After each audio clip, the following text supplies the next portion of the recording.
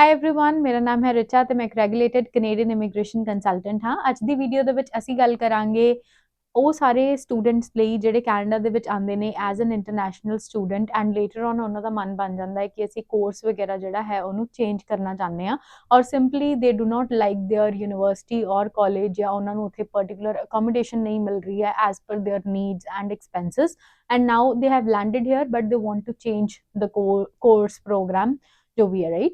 So ਇਸ case ਦੇ ਵਿੱਚ I would say please seek professional advice। simply ਕਈ ਵਾਰ ਫਰੈਂਡਸ ਦੀ ਗੱਲਾਂ ਦੇ ਵਿੱਚ ਆ ਕੇ what people do is ਕਿ ਉਹ simply ਕਾਲਜ ਜਾਣਾ ਬੰਦ ਕਰ ਦਿੰਦੇ ਆ and they keep on working। so as a study permit holder ਤੁਹਾਡੀਆਂ ਕੁਝ responsibilities ਹੁੰਦੀਆਂ ਨੇ। there are certain visa conditions that you need to fulfill in order to maintain a full time student status ਜਾਂ in order to maintain the conditions of a study permit holder। and in case you breach those conditions ਤਾਂ ਤੁਸੀਂ inadmissible ਵੀ ਹੋ ਸਕਦੇ ਹੋ Canada ਦੇ ਵਿੱਚ and likely to be deported as well। ਸੋ ਇਸ video ਦੇ ਵਿੱਚ ਅਸੀਂ ਇਹੀ ਗੱਲ ਕਰਾਂਗੇ ਕਿ ਕਿਵੇਂ ਲੀਗਲੀ ਤੁਸੀਂ ਇੱਕ DLI ਚੇਂਜ ਕਰ ਸਕਦੇ ਹੋ। ਬਹੁਤ ਜ਼ਿਆਦਾ ਮਾਤਰਾ ਦੇ ਵਿੱਚ ਅੱਜਕੱਲ ਜਿਹੜੇ ਸਟੂਡੈਂਟਸ ਨੇ ਉਹ ਪ੍ਰਾਈਵੇਟ DLIs ਦੇ ਵਿੱਚ ਐਨਰੋਲ ਹੋ ਕੇ ਆ ਰਹੇ ਨੇ, ਜਿਹਦਾ ਕੀ ਮਤਲਬ ਹੈ ਕਿ ਆਲਦੋ ਤੁਹਾਡਾ ਕਾਲਜ ਇਹ ਕਹਿ ਕੇ ਤੁਹਾਨੂੰ ਦੱਸ ਦਿੱਤਾ ਜਾਂਦਾ ਹੈ ਕਿ ਹਾਂਜੀ ਇਹ DLI ਹੈ, which is all we want to check while sitting in India or any other part of the world before we take a decision to come to Canada on a study permit। ਤੇ ਜਦੋਂ ਤੁਹਾਨੂੰ consultant ਜਿਹੜਾ ਹੈ ਉਹ screen ਤੇ ਦਿਖਾ ਦਿੰਦਾ ਕਿ ਹਾਂਜੀ ਇਹ ਕਾਲਜ DLI ਹੈ, ਆਪਾਂ ਇਹਦੇ ਵਿੱਚ ਤੁਹਾਨੂੰ ਐਨਰੋਲ ਕਰ ਦਿੰਨੇ ਆ ਵਿਦਆਊਟ ਇਵਨ ਨੋਇੰਗ ਕਿ ਉੱਥੇ ਵਰਕ ਪਰਮਿਟ ਮਿਲਣਾ ਵੀ ਹੈ ਜਾਂ ਨਹੀਂ। And this is the trap ਜਿਹੜਾ ਚੱਲ ਰਿਹਾ ਅੱਜ ਕੱਲ। on a daily basis we get so many calls ਕਿ ਅਸੀਂ ਪ੍ਰਾਈਵੇਟ ਕਾਲਜ ਤੇ ਕੈਨੇਡਾ ਆਏ ਆ and now we got to know ਕਿ ਇੱਥੇ ਵਰਕ ਪਰਮਿਟ ਹੀ ਨਹੀਂ ਮਿਲ ਰਿਹਾ and we want to change the college। ਇਸ ਕੇਸ ਦੇ ਵਿੱਚ ਤੁਹਾਡਾ ਕੋਰਸ ਆਫ ਐਕਸ਼ਨ ਕੀ ਹੋਣਾ ਚਾਹੀਦਾ ਹੈ? approach an immigration consultant or a lawyer as soon as you can and ਉਹਨਾਂ ਤੋਂ ਗਾਈਡੈਂਸ ਲਓ ਕਿ ਅਸੀਂ ਕਿਵੇਂ ਅੱਗੇ ਪ੍ਰੋਸੀਡ ਕਰ ਸਕਦੇ ਹਾਂ। For example you have made up your mind ਕਿ ਤੁਸੀਂ ਇੱਥੇ ਹੁਣ ਨਹੀਂ ਪੜ੍ਹਨਾ ਚਾਹੁੰਦੇ, then what you can do is you can apply to another DLI which has a PGWP available for you। meaning ਜਦੋਂ ਵੀ ਤੁਹਾਡੀ ਸਟੱਡੀ ਜਿਹੜੀ ਹੈ ਉਹ ਕੰਪਲੀਟ ਹੋ ਜਾਏਗੀ ਤੁਹਾਨੂੰ ਇੱਕ ਵਰਕ ਪਰਮਿਟ ਦਿੱਤਾ ਜਾਏਗਾ, ਰਾਈਟ। ਸੋ ਇਹਦੇ ਵਿੱਚ ਫॉर एग्जांपल ਤੁਸੀਂ ਆਏ ਕਿਸੇ ਵੀ XYZ ਪ੍ਰਾਈਵੇਟ ਕਾਲਜ ਦੇ ਵਿੱਚ and now you want to convert it। what you can do is either ਤੁਸੀਂ ਸਿੱਧਾ ਕਾਲਜ ਜਾ ਸਕਦੇ ਹੋ ਜਿੱਥੇ ਤੁਸੀਂ ਐਡਮਿਸ਼ਨ ਲੈਣੀ ਚਾਹੁੰਦੇ ਹੋ।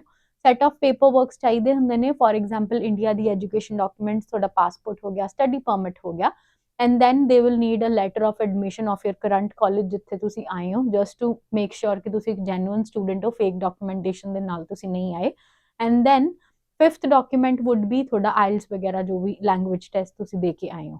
make sure you carry all these documents। you can go there, apply online in the program of your choice and you are good to go। alternatively you can hire Grit Immigration Services and we can help you change the program, right, anywhere in Canada। so ਇੱਕ ਤਾਂ ਇਹ ਤਰੀਕਾ ਹੁੰਦਾ ਹੈ। second ਹੈ ਕਿ for example this is a legal way ਕਿ ਤੁਸੀਂ ਇੱਕ ਕਾਲਜ ਛੱਡ ਕੇ ਦੂਜੇ ਕਾਲਜ 'ਚ ਐਡਮਿਸ਼ਨ ਲੈਣ ਚਲੇ ਗਏ। Second thing that you need to keep in mind is ਕਿ ਕਦੇ ਵੀ ਸਟੱਡੀ ਤੋਂ ਜਿਹੜਾ ਹੈ ਉਹ ਗੈਪ ਤੁਹਾਡਾ ਨਹੀਂ ਹੋਣਾ ਚਾਹੀਦਾ and make sure you do not start working in Canada before your study begins. ਤੇ ਜੇ ਤੁਸੀਂ ਕੰਮ ਕਰਨਾ ਚਾਹੁੰਦੇ ਹੋ ਤਾਂ ਤੁਸੀਂ ਫੁੱਲ ਟਾਈਮ ਸਟੂਡੈਂਟ ਜ਼ਰੂਰ ਹੋਣੇ ਚਾਹੀਦੇ ਹੋ, ਡਜ਼ਨਟ ਮੈਟਰ ਤੁਹਾਡਾ ਪ੍ਰਾਈਵੇਟ ਕਾਲਜ ਹੈ ਜਾਂ ਪਬਲਿਕ ਕਾਲਜ ਹੈ। ਸੋ ਫॉर एग्जांपल ਤੁਸੀਂ ਜਨਵਰੀ ਇਨਟੇਕ ਦੇ ਵਿੱਚ ਆਏ, ਯੋਰ ਫਰੈਂਡਸ ਟੋਲਡ ਯੂ ਕਿ ਕਾਲਜ ਚੇਂਜ ਕਰ ਲਾ, ਬਹੁਤ ਔਖੀ ਪੜ੍ਹਾਈ ਹੈ, you don't want to study ਦੇयर।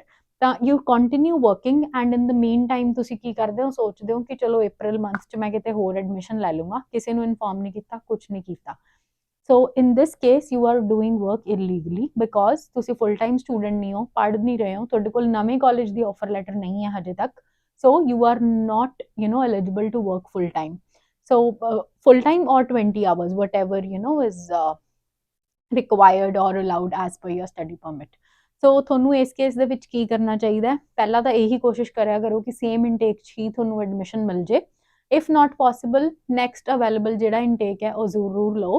For example ਹੁਣ ਇੱਕ ਕੇਸ ਨੰਬਰ 3 ਹੈ, ਪਹਿਲਾਂ ਸੀ ਤੁਸੀਂ ਡਾਇਰੈਕਟ ਕਾਲਜ ਨੂੰ ਅਪਰੋਚ ਕੀਤਾ, get it done. If you cannot do it take help of an immigration consultant like us, right.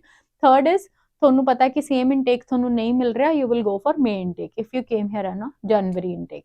ਹੁਣ ਫॉर एग्जांपल ਤੁਹਾਨੂੰ ਸੈਪਟੈਂਬਰ ਮਿਲ ਰਿਹਾ, ਮੇ ਵੀ ਨਹੀਂ ਮਿਲ ਰਿਹਾ, you have to make sure ਕਿ ਜਿਹੜਾ ਤੁਹਾਡਾ ਗੈਪ ਜਿਹੜਾ ਹੈ ਇਹ 150 ਡੇਜ਼ ਦਾ ਨਾ ਹੋਵੇ। ਅਗਰ ਤੁਹਾਡਾ ਗੈਪ 150 ਡੇਜ਼ ਤੋਂ ਜ਼ਿਆਦਾ ਹੋ ਜਾਂਦਾ you will be out of status, ਚਾਹੇ ਤੁਹਾਡੀ ਸਟੱਡੀ ਪਰਮਿਟ ਦੀ ਵੈਲਿਡਿਟੀ 2025 ਜਾਂ 26 ਤੱਕ ਹੈ। Many people do not know about it. ਉਹਨਾਂ ਨੂੰ ਲੱਗਦਾ ਕਿ ਸਾਡਾ study permit valid and we can do whatever the hell we want, right? but you should not be doing all these things. So ਇਸ case ਦੇ ਵਿੱਚ ਤੁਹਾਨੂੰ ਕੀ ਕਰਨਾ ਚਾਹੀਦਾ? My suggestion to you would be ਜਿਹੜੇ ਕਾਲਜ ਚਾਹੇ ਉੱਥੇ ਪੜ੍ਹਨ ਦੀ ਕੋਸ਼ਿਸ਼ ਕਰੋ, complete 1 or 2 semesters and then take September intake. ਜਾਂ ਜੇ ਤੁਹਾਨੂੰ ਤੁਹਾਡੀ ਮਰਜ਼ੀ ਦਾ ਕਾਲਜ ਸੈਪਟੈਂਬਰ ਵਾਲਾ ਨਹੀਂ ਮਿਲ ਰਿਹਾ, you have to shortlist or I would say cut down certain filters as well. ਹੁਣ ਸਾਡੇ ਕੋਲ ਕਈ ਕਲਾਇੰਟਸ ਆਉਂਦੇ ਨੇ ਜਿਹੜੇ ਕਹਿੰਦੇ ਨੇ ਕਿ ਸਾਨੂੰ ਕਾਲਜ ਵੀ 3 ਦਿਨ ਵਾਲਾ ਚਾਹੀਦਾ, ਨੇੜੇ ਹੋਵੇ, ਰਾਈਟ, ਪੜ੍ਹਾਈ ਵੀ ਈਜ਼ੀ ਹੋਵੇ ਤੇ ਲੈਣਾ ਵੀ ਅਸੀਂ GTA ਦੇ ਵਿੱਚ ਹੀ ਹੈ। After that the moment you complete your studies, ਫਿਰ ਤੁਹਾਨੂੰ ਹੁੰਦਾ ਕਿ ਅਸੀਂ ਮੂਵ ਹੋਣਾ, ਕਿੱਥੇ ਮੂਵ ਹੋਈਏ, ਰਾਈਟ। ਸੋ ਸਿੰਸ ਡੇ 1 ਹੀ ਤੁਸੀਂ ਕੈਲਕੂਲੇਟਿਵ ਡਿਸੀਜਨਸ ਲੈ ਸਕਦੇ ਹੋ। what you can do is ask your consultant, ਹੁਣ ਜਦੋਂ ਤੁਸੀਂ ਕਾਲਜ ਚੇਂਜ ਕਰਨਾ ਹੀ ਹੈ, right, so why not go for one ਜਿੱਥੇ ਈਜ਼ੀ PR ਪਾਥਵੇ ਵੀ ਹੋਵੇ।